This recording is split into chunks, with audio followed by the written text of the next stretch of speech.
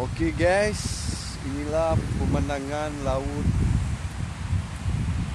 Malabo, Aceh Barat.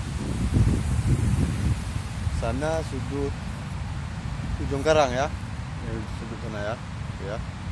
Nampaknya nih, guys. Tadi malam hujan gunung nih. Nah, gelombangnya kuning kali, guys. Nah, tengok, guys.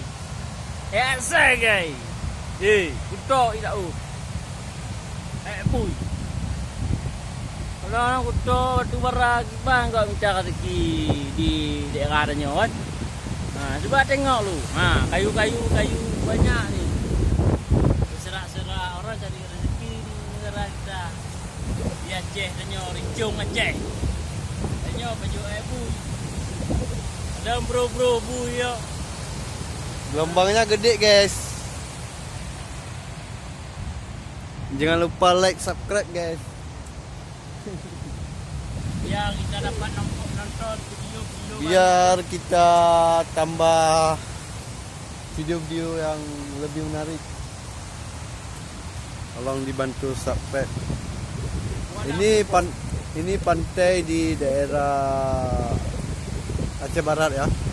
Ini namanya Pantai Pelangi dulu. Pantai Pelangi di daerah Malabo ya. Nah, sebelum tsunami kan ini kan namanya Pantai Pelangi, Lam Naga. Iya betul. Habis itu dulu lagi nih, selama ada batu bara, tengoklah nih sendiri. Ya. Sampah berserak-serakan sepanjang pantai kan. Nah, habis itu Enggak indah lagi kita pandang. Nah, orang cari rezeki, kita makan apa nih, makan sampah. Pak Lemo okey Balik mau ke panen. Mana ada? Mana ada?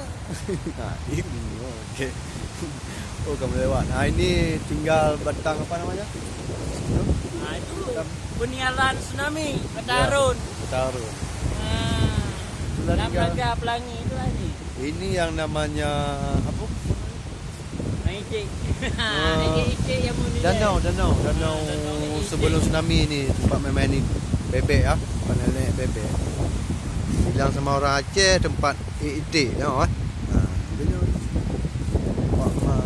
Itulah sekian dulu ya.